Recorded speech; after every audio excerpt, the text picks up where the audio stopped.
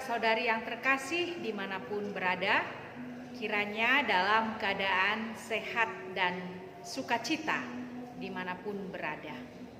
Firman Tuhan yang akan saya sampaikan adalah untuk khotbah pada Minggu tanggal 5 September 2021. Sebelum saya membacakan teksnya, terlebih dahulu kita bersatu di dalam doa.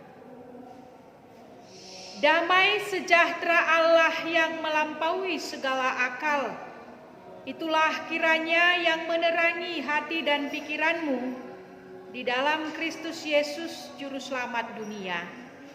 Amin. Firman Tuhan untuk Minggu 5 September 2021 tertulis dalam kitab Yesaya pasal 35 ayat 4 sampai ayat yang ke-10. Di dalam nama Tuhan Yesus Kristus, demikianlah pembacaan firman Tuhan. Katakanlah kepada orang-orang yang tawar hati, kuatkanlah hati, janganlah takut, lihatlah Allahmu akan datang dengan pembalasan dan dengan ganjaran Allah. Ia sendiri datang menyelamatkan kamu. Pada waktu itu mata orang-orang buta akan dicelikkan dan telinga orang-orang tuli akan dibuka. Pada waktu itu orang lumpuh akan melompat seperti rusa dan mulut orang bisu akan bersorak-sorai. Sebab mata air memancar di padang gurun dan sungai di padang belantara. Tanah pasir yang hangat akan menjadi kolam dan tanah gersang menjadi sumber-sumber air. Di tempat serigala berbaring akan tumbuh tebu dan pandan. Di situ akan ada jalan raya yang akan disebutkan jalan kudus. Orang yang tidak tahir tidak akan melintasinya, dan orang-orang pandir tidak akan mengembara di atasnya. Di situ tidak akan ada singa, binatang buas tidak akan menjalaninya, dan tidak akan terdapat di sana. Orang-orang yang diselamatkan akan berjalan di situ. Dan orang-orang yang dibebaskan Tuhan akan pulang dan masuk ke Sion dengan bersorak-sorai. Sedang sukacita abadi meliputi mereka. Kegirangan dan sukacita akan memenuhi mereka. Kedukaan dan keluh kesah akan menjauh. Demikianlah pembacaan firman Tuhan.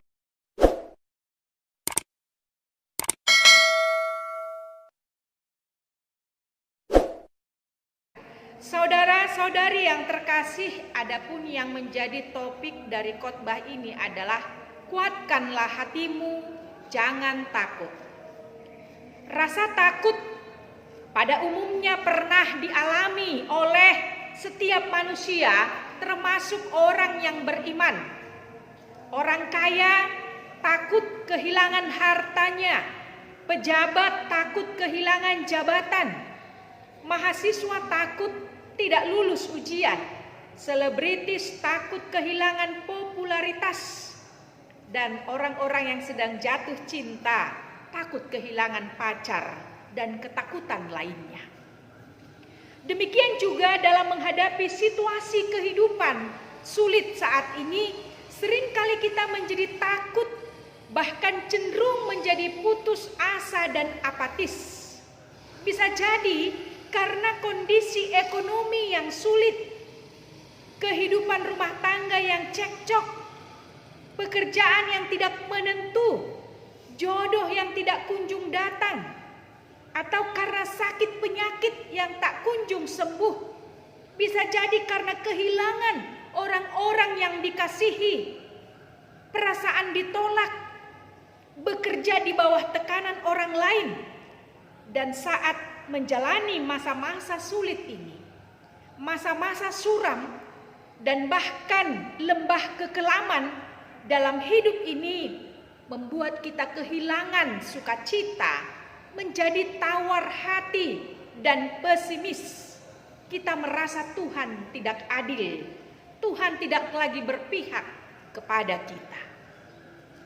Bahkan di tengah kehidupan yang semakin maju, baik di bidang teknologi, komunikasi, transportasi, dan informasi, dengan adanya kemajuan zaman ini banyak orang yang tidak dapat menerima bagaimana menghadapi tantangan kemajuan ini, sehingga banyak orang yang stres, depresi, stroke, bahkan mati. Dalam situasi yang demikian, tentu kita membutuhkan jalan keluar untuk menolong kita. Tentu pertolongan itu hanya datang dari Tuhan. Dia yang sanggup menyelamatkan, Dia yang sanggup memberikan sukacita yang sesungguhnya. Hanya Tuhan yang dapat membawa pemulihan. Bangsa Israel sendiri sedang terancam oleh bangsa-bangsa sekitarnya, terutama Asyur yang pada saat itu sedang memperluas daerah kekuasaannya. Dalam situasi ketakutan itu, bangsa Israel menerima kabar sukacita dari Yesaya tentang pengharapan akan datangnya penolong. Karena itu, nas ini dimulai dengan instruksi singkat untuk tidak takut, sebab Tuhan sendiri datang yang menyelamatkan umatnya. Kedatangan Tuhan akan membawa perubahan situasi.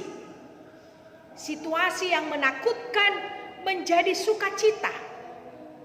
Padang pasir berubah dari tempat yang kering dan tandus menjadi tanah yang subur dengan kelimpahan air. Orang buta akan melihat, orang tuli akan mendengar, dan orang lumpuh akan melompat seperti rusa. Ada pembaharuan yang ajaib, di mana hanya Tuhan yang mampu melakukannya. Sukacita yang besar akan dinyatakan bagi umat Tuhan.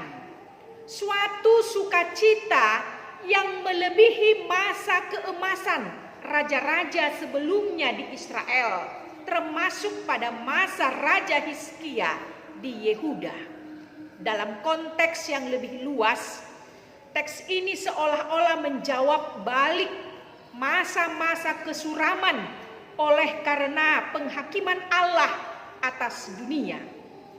Kasih dan setia Allah itulah yang kembali menebar semarak pengharapan umat.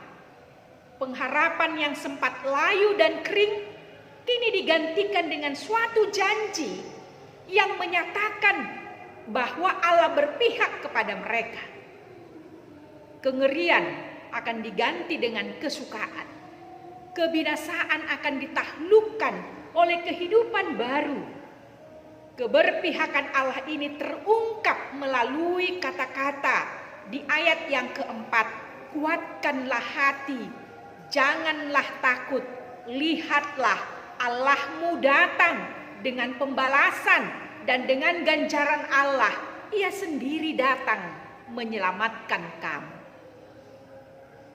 Kata ia sendiri akan datang menyatakan bahwa Allah yang berinisiatif, Allah yang memulai, Allah yang tidak tega atas keberadaan umatnya yang hidup oleh berbagai penderitaan yang terjadi.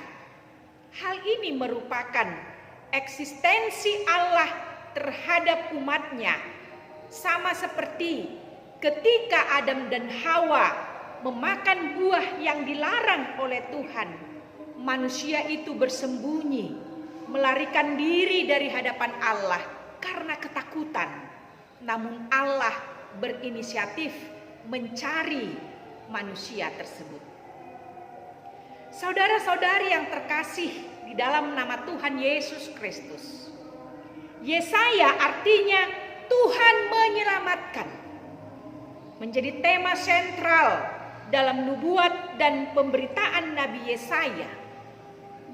Tuhan hendak menyelamatkan umatnya yang tawar hati dan ketakutan dalam menjalani proses masa hukuman yang tidak terelakkan karena dosa dan pelanggaran mereka di hadapan Allah. Pemulihan dan penyelamatan ini sudah digenapi oleh Allah di dalam peristiwa karya agung Yesus Kristus sebagai Mesias dan Juru Selamat. Dalam karya penyelamatannya, Yesus telah mencelikkan mata orang buta, orang tuli dapat mendengar, orang lumpuh dapat berjalan, bahkan melompat-lompat kegirangan seperti rusa, dan orang bisu bisa berbicara. Yesus juga berjanji akan datang kembali untuk menyelamatkan, mengubah, dan membaharui dunia ini di mana kita berada saat ini. Dan karenanya kita harus tetap setia melakukan firman Tuhan. Selama hidupnya, Yesus sangat menaruh perhatian pada kesulitan dan penderitaan setiap orang. Yesus bergaul dengan orang-orang yang dipandang rendah dan hina. Bagi Yesus, setiap manusia memiliki martabat yang luhur yang harus dihargai. Bapak Ibu yang terkasih dalam nama Tuhan Yesus Kristus, saat ini kita semua mengalami ketakutan karena dampak COVID-19. Apakah dalam pergumulan kita menghadapi COVID-19 ini kita memiliki keyakinan atau iman yang kokoh di dalam Yesus Kristus? Tentu selain menjaga imun dengan olahraga secara teratur, dengan makan makanan yang bergizi, dengan tidur yang cukup, kita juga harus melakukan prokes supaya aman, seperti mencuci tangan dengan sabun, memakai masker dengan baik, dan menjaga jarak, menjauhi kerumunan. Namun jangan sampai lupa kekuatan iman kita. Seberapa kuat hubungan kita dengan Tuhan Yesus. Kedekatan hubungan kita dengan Tuhan Yesus akan membuahkan sukacita dan menghilangkan rasa takut dan tawar hati. Kedekatan kita dengan Tuhan Yesus akan menumbuhkan pengharapan bahwa Tuhan tidak akan pernah meninggalkan kita sendirian menghadapi kesulitan dan tantangan. Sebab Dialah sumber kekuatan dalam kesulitan dan penderitaan, termasuk dalam menghadapi dampak dari COVID-19 ini.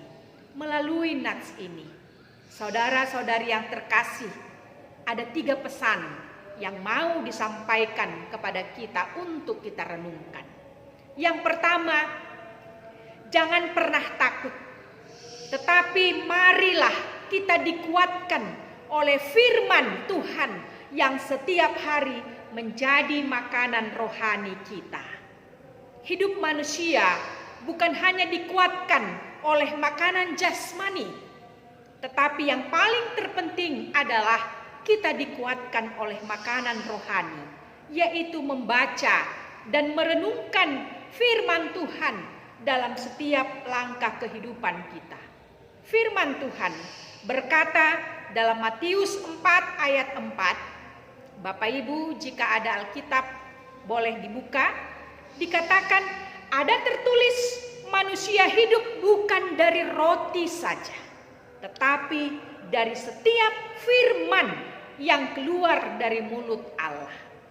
Karena itu, marilah kita membangun suatu kebiasaan hidup yang mencintai firman Tuhan, supaya kehidupan kita menjadi dikuatkan dan kita menjadi semangat untuk melakukan tugas dan tanggung jawab kita setiap harinya. Yesaya 40 ayat 29 mengatakan, Dia memberi kekuatan kepada yang lelah dan menambah semangat kepada yang tiada berdaya. Yang kedua, ketakutan akan diubah menjadi kekuatan. Pandemi COVID-19 adalah situasi yang penuh ketidakpastian. Kita tidak tahu sampai kapan ini berakhir, sehingga menimbulkan ketakutan kepada semua orang di dunia ini. Sebab pandemik ini berdampak ke berbagai sektor, kesehatan, pendidikan, pariwisata, transportasi, sosial, bahkan kehidupan keagamaan kita. Pandemi ini membuat banyak orang merasa bingung, cemas, takut, bahkan tidak sedikit orang yang frustasi.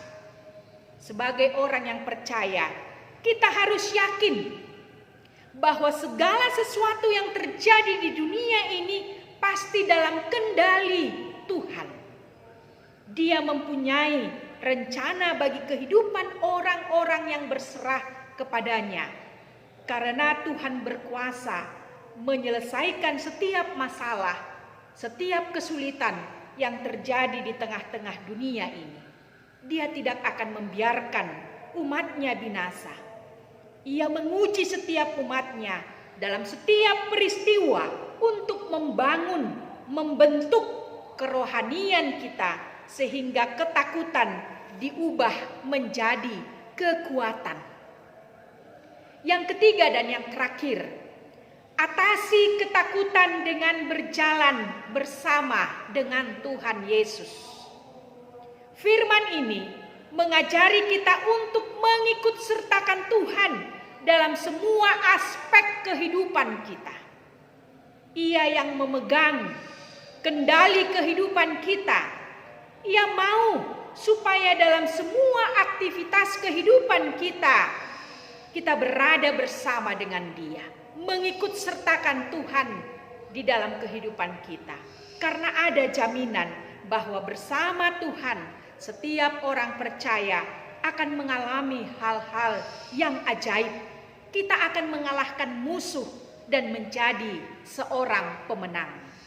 Semakin lama kita berjalan bersama dengan Tuhan, maka kita akan semakin kuat. Dan apa saja yang kita kerjakan dan usahakan tentu akan menghasilkan buah yang baik. Kesadaran akan penyertaan Tuhan akan memberikan rasa aman dan damai sejahtera yang akan menghilangkan ketakutan. Amin, kita kembali berdoa. Ya Allah Bapa kami yang kami kenal dan sembah di dalam Yesus Kristus, kami sungguh bersyukur atas penyertaan-Mu dalam kehidupan kami setiap harinya. Tidak sedetik pun Tuhan Engkau meninggalkan kami. Bahkan di saat ketakutan melanda hidup kami, Tuhan selalu ada untuk kami, menolong dan memampukan kami melaluinya, sehingga kami merasakan aman dan damai sejahtera.